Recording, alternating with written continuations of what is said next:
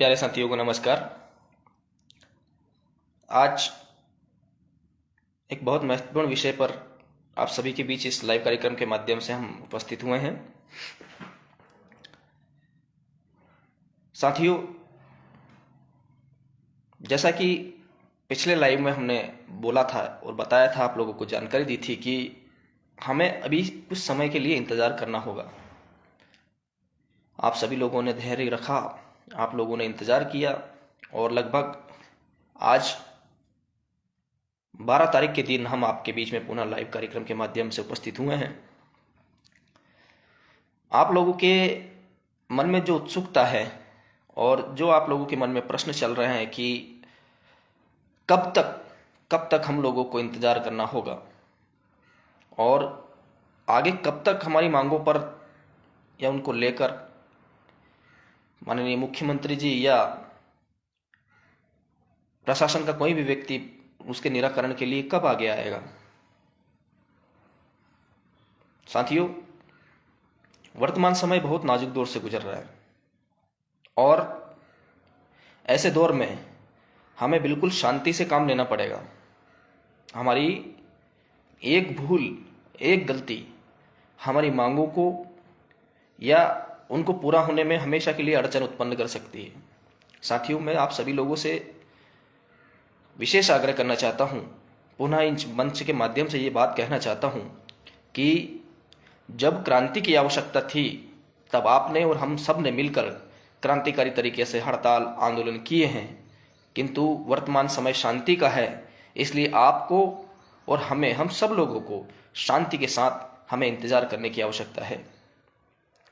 ऐसा नहीं है कि हमारी बात आउटसोर्स कर्मचारियों के मुद्दों को लेकर, उनकी मांगों को लेकर नहीं चल रही है, किंतु जिस तरीके के वर्तमान हालात हैं और आउटसोर्स के कई संगठन खड़े हो गए हैं और लगातार प्रदर्शन पर प्रदर्शन जो चलते जा रहे हैं, कहीं ना कहीं वही प्रदर्शन हमारी मांगों के निराकरण नहीं होने के विलंब का कारण भी वही है। साथियों, ये सभी को विदित है कि बिजली विभाग में काम करने वाले बिजली आउटसोर्स कर्मचारी संगठन इस बिजली कंपनी का सबसे बड़ा संगठन है और वह कभी भी आंदोलन से और यहाँ तक कि हड़ताल से कभी पीछे नहीं हटता है और हमेशा अपने कर्मचारियों की मांगों को लेकर चरणबद्ध आंदोलन करते रहता है। किंतु इस बार हमारे सभी आउटसोर्स के साथियों को हमने मध्य प्रदेश विद्युत संयुक्त संघर्ष समिति में जोड़ा है और उस मंच में जुड़ने पर ही हमारे जो निकाले गए लोग हैं उनकी वापसी हुई है। आपको बड़ी हैरत की बात लगेगी, किंतु हमारे 900 से ज़्यादा कर्मचारी अपनी सेवाओं पर वापस जा चुके हैं। ये जो संगठन की पहली मांग है वो पूर्ण हुई है। जो बलिदान हमने और आप लोगों ने अपने कर्मचारियों का अपनी मांगों के लिए दिया था, उन 1028 कर्मचारियों में से आज 900 कर्मचारी अपनी सेवाओं पर जा चुके हैं। तो आउटसोर्स कर्मचारी संगठन की ओर से पहली मांग तो पूर्ण हो चुकी है। विद्युत संघर्ष समिति, संयुक्त संघर्ष समिति ने हमें ये पूर्ण रूप से आश्वस्त किया है कि हमें आउटसोर्स के विषय पर लेकर, संविदा के विषय पर लेकर और नियमित कर्मचारी के विषय पर लेकर जिस मध्य प्रदेश संयुक्त संघर्ष समिति का निर्माण किया गया है उसमें वे किसी भी परिस्थिति में संयुक्त संघर्ष समिति आउटसोर्स कर्मचारियों के मुद्दे को हल करवाएगी। आज भी हमारी संयुक्त संघर्ष समिति के पदाधिकारियों से चर्चा हुई है। पुनः हमें कम से कम 15 तारीख तक रुकने का आश्वासन मिला है। निश्चित तौर पर 15 तारीख तक संयुक्त संघर्ष समिति के पदाधिकारी, चाहे कुलदीप गुर्जर साहब हो या अजय मिश्रा जी हो, सुशील कुमार पांडे जी हो, जितने भी पदाधिकारी हैं वे सब जो बिजली विभाग में काम करने वाले सभी कर्मचारी हैं, तीनों वर्ग के, उनकी सभी की मांगों को लेकर बहुत ही गंभीरता से आगे बढ़ रहे हैं। किंतु वर्तमान समय, जैसा कि हमने बताया, जब हमें क्रांति की आवश्यकता थी, जब हमें आंदोलन की आवश्यकता थी, जब हमें प्रदर्शन की आवश्यकता थी, तब हमने क्रांतिकारी रूप से प्रदर्शन और आंदोलन किए। किंतु वर्तमान समय में केवल हमें शांति की आवश्यकता है और अगर हमारे चुप रहने से, आपके चुप रहने से और अगर हमारा काम बनता है तो निश्चित तौर पर हमें अभी शांति के साथ बैठना है। मैं आप लोगों के सामने बहुत सारे उदाहरण प्रस्तुत कर सकता हूँ। अतिथि विद्वान का देख लीजिए, आंगनवाड़ी बहनों का देख लीजिए, उषा का देख लीजिए, आशा का देख लीजिए, अतिथि विद्वानों का देख लीजिए। इन सभी के मूवमेंट के आंदोलन हमारे आंदोलन के समांतर रहे थे, किंतु इनके 3 महीने का रिकॉर्ड उठाकर देखिए, उन्होंने किसी प्रकार की कोई हड़ताल, धरना, प्रदर्शन का आयोजन नहीं किया है, जिसके कारण माननीय मुख्यमंत्री जी ने, जो कि उनका कहना है कि अगर हड़ताल या प्रदर्शन करोगे तो मैं कोई मांग पूरी नहीं करूंगा, और बैठ के बात करोगे तो मैं आपकी सारी मांगे पूरी करूंगा। तो आप 3 महीने का रिकॉर्ड उठा के देखिए, जिन जिन की महापंचायत हुई है, वे किसी भी वर्ग के कर्मचारियों ने किसी भी प्रकार का कोई धरना, प्रदर्शन, आंदोलन, हड़ताल नहीं की है, और उनकी मांगे पूरी हुई है। साथियों, ठीक उसी प्रकार से हमारे साथ हो रहा है। भारतीय मजदूर संघ के साथ मिलकर संयुक्त संघर्ष समिति के पदाधिकारी हम सभी वर्गों की मांगों को पूरी कराने में लगे हुए हैं। विशेषकर आउटसोर्स के लिए वे बहुत जोर दे रहे हैं। आज हमारी चर्चा हुई, जैसा कि हमने आपको बताया, आपके हजारों फोन आते हैं, हजारों व्हाट्सएप पे मैसेज है और फेसबुक पे, मैसेंजर पे मैसेज पड़े हुए हैं, पर जब भी कोई नई अपडेट आती है तभी हम आपके बीच में लाइव कार्यक्रम के माध्यम से या इसके माध्यम से आपको जानकारी दे पाते हैं। तो आज हमें बस संदेश प्राप्त हुआ कि बड़ी गंभीरता से ये काम चल रहा है। 9, 10 और 11 तारीख को जबलपुर में भारतीय मजदूर संघ का एक बहुत बड़ा अखिल भारतीय कार्यक्रम था, जिस कारण से सभी पदाधिकारी वहां व्यस्त थे।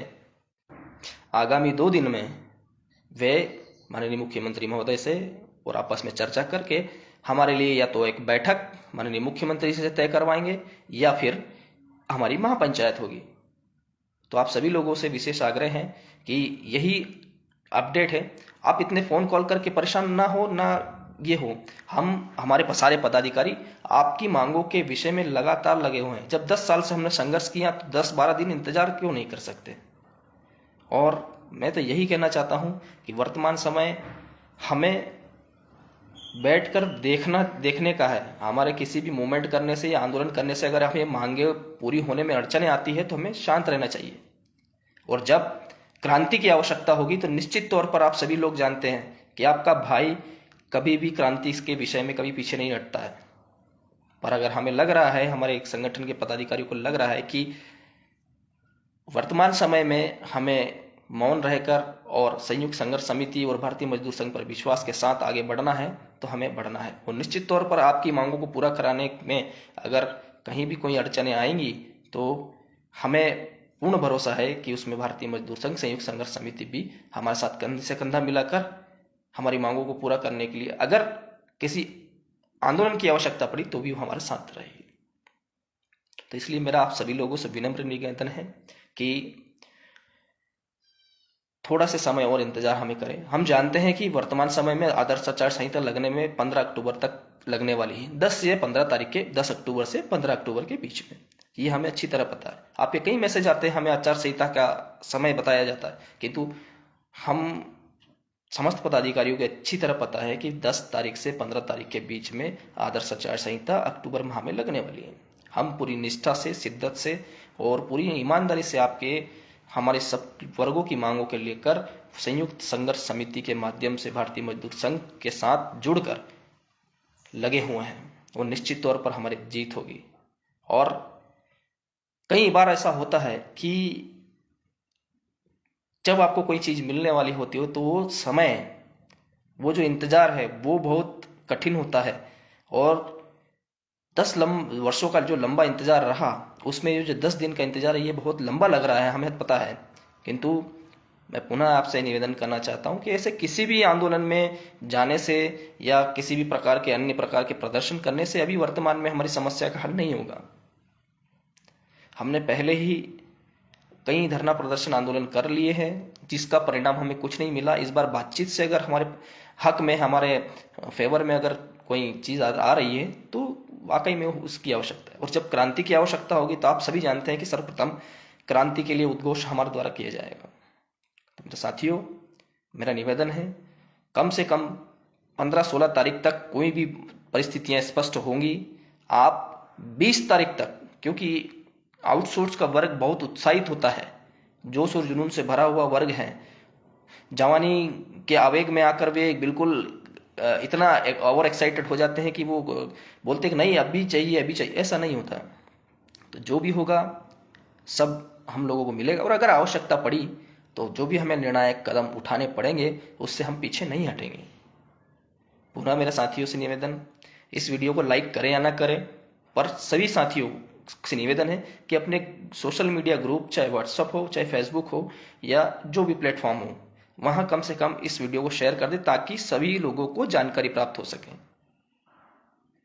अगर मन में कोई प्रश्न है तो 2 मिनट का आपको समय दे रहा हूं, मैं कमेंट्स पढ़ रहा हूं। अगर आपका कोई प्रश्न है तो आप कमेंट बॉक्स में लिख सकते हैं। कमेंट बॉक्स में लिखे हुए प्रश्न मैं तभी पढ़ पाऊंगा जब लाइव कार्यक्रम के दरमियान आप लिखेंगे। लाइव कार्यक्रम समाप्त होने के पश्चात जो भी प्रश्न लिखे जाएंगे उनके उत्तर हम देने की पूरी कोशिश करेंगे। रोहित पांडे कहते हैं कि हम लोग तो वैसे भी शांत थे, किसी का घर नहीं गिरा रहा है, सरकार करेगी तो ठीक, नहीं करेगी तो ठीक, अब तो उम्मीद भी खत्म हो गई है। अब उम्मीद खत्म हो गई तो उसमें अब मैं आपको कुछ नहीं बता सकता रोहित जी, क्योंकि आपकी अगर 10 दिन में उम्मीद खत्म हो गई, हम 10 साल से उम्मीद लगाकर बैठे हैं, और अगर आपकी तरह हम भी उम्मीद हार जाते तो आज ना तो ये आउटसोर्स का आप पहचानने वाला भी इस दुनिया में नहीं होता, कोई इस मध्य प्रदेश में नहीं होता। आज कम से कम 10 साल से अगर बिजली विभाग के आउटसोर्स कर्मचारी साथी मेहनत कर रहे हैं तो उसको देखकर, उससे प्रेरणा लेकर 56 विभाग के आउटसोर्स कर्मचारी खड़े हो रहे हैं। तो अगर आप 10 दिन में हिम्मत हार गए और हम 10 साल पहले हम हिम्मत हार गए होते तो आज आप यहाँ पहुंचते भी नहीं, आप वही पुरानी घिसी पिटी जिंदगी जी रहे होते। तो ऐसा नहीं बोला जाता, बोलने का मतलब ये है कि उम्मीद पे दुनिया कायम है और हमारी मांगे पूरी होकर रहेगी। बहुत सारे और भी साथी है जिनकी अगर कमेंट्स है तो वो लिख सकते हैं। राहुल कुमार जी बोल रहे हैं ओके भैया हम आपके साथ हैं। महेश सारिया का है ज्वाइनिंग कब तक होगी? भाई 1028 में से 900 से ज्यादा कर्मचारियों की ज्वाइनिंग हो चुकी है। पूर्व क्षेत्र में 65 आउटसोर्स कर्मचारी बचे हुए हैं, मात्र 65। ट्रांसमिशन में करीबन 8 कर्मचारी बचे हुए हैं, और उसके पश्चात मध्य क्षेत्र में कल ही हमने सूची मंगवाई है, 35 कर्मचारी बचे हुए हैं। केवल अगर टोटल किया जाए तो करीबन 110 से 120, 109 से 110 के बीच में आंकड़ा आ रहा है, हमारे पास उसकी सूची है। बचे हुए कर्मचारियों की भी ज्वाइनिंग शेष करवा दी जाएगी। मोहन त्रिपाठी, आपकी संगठन से चर्चा नहीं हो रही है क्या? शर्मा जी से चर्चा करें। रमेश चंद्र शर्मा जी से इसका कोई लेना देना नहीं है, वे प्रशासनिक तौर पर नियुक्त किए गए हैं, वे उनसे हमारी चर्चा चल रही है। पर चर्चा हो रही है इसका मतलब ये नहीं है कि भाई उनको एक ही काम है। उन्होंने बहुत सारे मुद्दे हल करवाए हैं। जिस पत्र के माध्यम से अतिथि विद्वानों का, अतिथि जो प्रख्याता है उनका हुआ है, आगे कोटवार का भी जो फिक्स हुआ है, उसी पत्र में आउटसोर्स का भी 7वें नंबर पर स्थान दिया हुआ है, तो वो भी महापंचायत होगी। हर चीज में थोड़ा सा समय लगता है। हम हमेशा हमारा देखते हैं कि हमारा हो गया तो सबका हो गया। भाई उनके पास में पूरा एक प्रशासनिक तंत्र है जिसमें 56 विभाग में 56 प्रकार के कर्मचारियों के मुद्दे उनको हल करवाने हैं। प्रमुखता से वे बात हमारी कर रहे हैं, उन्होंने हमारे लिए पत्र भी लिखे हैं, और निश्चित तौर पर जल्द ही वे माननीय मुख्यमंत्री जी महोदय से बात करके इस मुद्दे का हल करवाएंगे। सर जी हम आपके साथ हैं, आप संघर्ष करो, बस वो जो भी हो अच्छा हो ही होगा। भैया हमारा तो यही कहना है कि हमें आखिरी तक इंतजार करना है, क्योंकि फिर जो हमारा तो एक ही नारा है कि, और उस समय भी यही नारा रहेगा, जो हमारा भला करेगा वही हमारा भगवान रहेगा।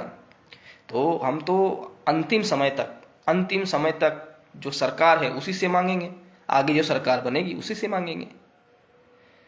वर्तमान का समय बहुत नाजुक है और इस समय हम लोगों को शांति से और बुद्धिमत्ता से काम लेकर पूरा जो हमारी संयुक्त संघर्ष समिति बनी है उस पर विश्वास के साथ हमें आगे चलना चाहिए।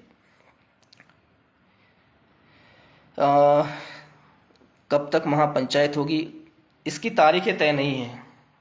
महापंचायत की तारीख माननीय मुख्यमंत्री जी से बात हुई, उनको समझ में आ गया तो 2 दिन बाद ही बुला लेंगे।